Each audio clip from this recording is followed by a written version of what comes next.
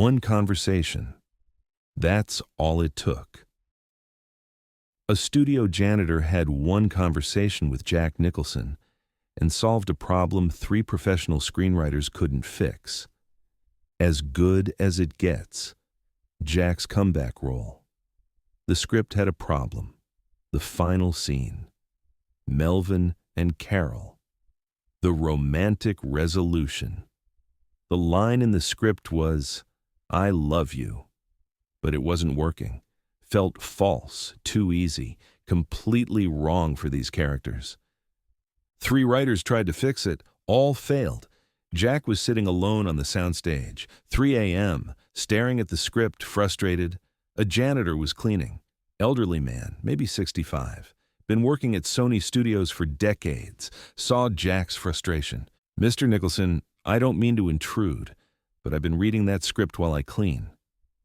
Jack looked up. That man shouldn't say, "I love you." He doesn't know how to say that.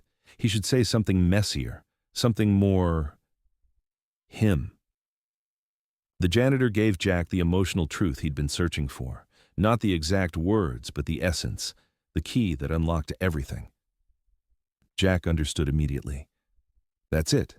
That's exactly it. They filmed it that way.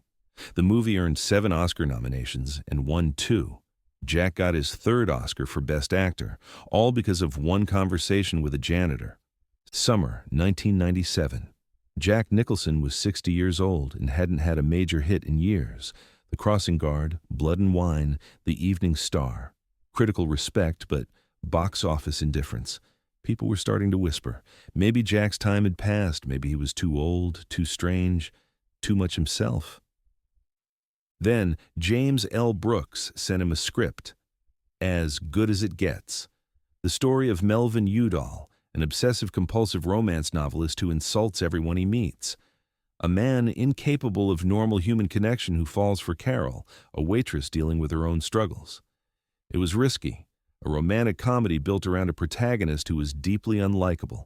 Jack read it and knew. This was it, his comeback, his reminder to Hollywood that nobody could do what he did. Helen Hunt signed on as Carol. Greg Kinnear as Simon, the gay artist neighbor Melvin grudgingly befriends. Brooks would direct. Production started in fall 1997.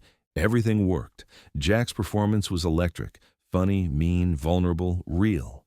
Helen matched him, beat for beat. The chemistry crackled.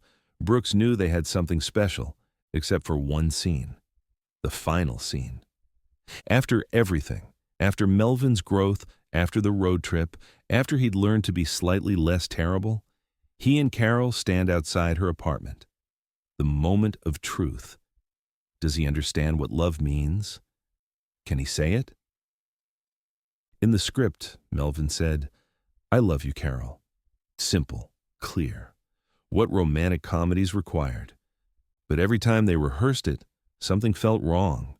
Jack couldn't make it work. Not because he couldn't deliver the line. Jack Nicholson could deliver anything, because Melvin Udall wouldn't say it that way. "He doesn't talk like that," Jack told Brooks during rehearsals. "This is a guy who can barely function in normal conversation. He spent the whole movie being incapable of expressing real emotion. And suddenly at the end he just says, 'I love you?' That's not Melvin. That's a screenwriter's convenience."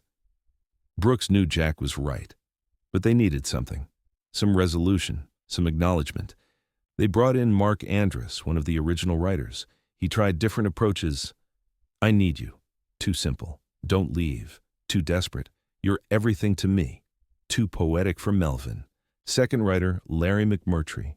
Oscar winner, brilliant with dialogue. He tried, "You're the only person I can stand." Closer, very Melvin, but still missing something. Third writer, Carol Heikkinen. She understood romantic comedy structure. She tried, "Stay with me." Better, but too clean, too easy.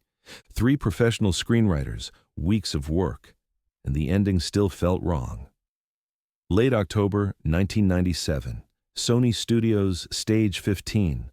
Jack was alone sitting in Melvin's apartment set, script open on his lap. Everyone else had gone home hours ago. They were supposed to shoot the final scene in 2 days, and Jack still didn't have it. He heard footsteps. A janitor entered, older black man with gray hair, pushing a cleaning cart. He saw Jack and paused. "Oh, Mr. Nicholson, I'm sorry. Didn't mean to disturb you." "You're not disturbing anything except my self-pity. Come on in." The janitor smiled slightly, started emptying trash cans. Jack went back to staring at the script. After a few minutes, the janitor spoke. "That's the movie about the angry writer, isn't it?" Jack looked up. "You know it?" "I've been reading the scripts while I clean. Call sheets, revisions, scenes.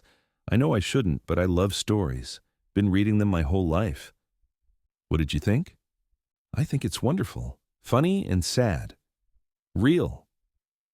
The janitor paused. "Except the ending doesn't match the rest." Jack sat up straighter. "You noticed that?" "He says, 'I love you.' That's the problem, isn't it?" "That's exactly the problem. How did you know?" The janitor set down his cleaning supplies, approached carefully. "Because that man, Melvin, he's been broken his whole life. He doesn't know how to say, 'I love you.' Those words don't exist in his vocabulary. If he suddenly says them perfectly at the end, it's not real. It's a movie ending, not a human ending." Jack stared at this man. 3 screenwriters have tried to fix it. Nobody's cracked it. What would you do?" The janitor thought for a moment. "He shouldn't say, 'I love you,'" Marcus said softly. "He should say the truth. Something imperfect. Something that shows he's trying." He paused, thinking. "Maybe something like, 'You make me want to be better.' Not clean, not poetic, just honest." And then maybe he panics, says something scared, because growth doesn't mean you stop being afraid. Jack's mind started racing. "Keep going." Melvin's arc isn't about becoming a different person. It's about admitting he wants to change. That's terrifying for someone like him. So maybe he confesses that she's changed him and then immediately shows he's still scared of that change. Still Melvin, but trying. Jack stood up, started pacing. The janitor had just articulated what 3 professional writers couldn't. Melvin's arc wasn't about becoming perfect. It was about trying to be slightly less broken. "What's your name?" Jack asked. "Marcus. Marcus Williams." "Marcus, do you have a few minutes? I want to work through something." For the next hour, Jack and Marcus sat on the apartment set, talking through the scene. Marcus shared insights about people, about how growth isn't linear, how real change is messy, how the bravest thing broken people can do is admit they're trying. "He needs to say something that admits vulnerability," Marcus repeated, "that she's made him want to change, and then show he's terrified of that. That combination, that's Melvin. That's honest." By 4:30 a.m., Jack had it. Not the exact words yet, but the feeling, the approach, the emotional truth. "Marcus, you just saved this movie. You know that?" Marcus smiled. "I just know about trying to be better. Been doing it my whole life." 2 days later, they shot the final scene. Melvin and Carol outside her apartment. The moment of truth. Jack didn't say the line as written. He drew from Marcus's insight and formed his own version. "You make me want to be a better man." Helen responded instinctively. "That's maybe the best compliment of my life." Jack then added a final trembling line that captured everything Marcus had said about fear and vulnerability. "What if this is as good as it gets?" Brooks kept the camera rolling. That was it. That was the ending. Not a declaration of perfect love, but an admission of imperfect trying. A confession of hope mixed with terror. As Good as It Gets premiered in December 1997. Critics loved it. Audiences loved it. The final scene was called one of the most honest romantic endings in years. 7 Oscar nominations. Jack won Best Actor, his 3rd Oscar. Helen won Best Actress. At the Oscar ceremony, Jack thanked everyone. Brooks, Helen, the writers, the crew.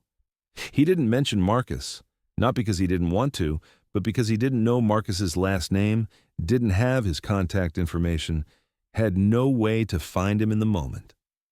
2 weeks later, Jack went back to Sony Studios, asked facility management about an elderly black janitor named Marcus. They found him, Marcus Williams, been working there for 32 years. Jack tracked him down during his shift.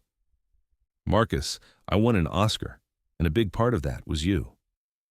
Marcus smiled. "I just suggested you be honest. I want to do something for you, something meaningful." Marcus thought about it.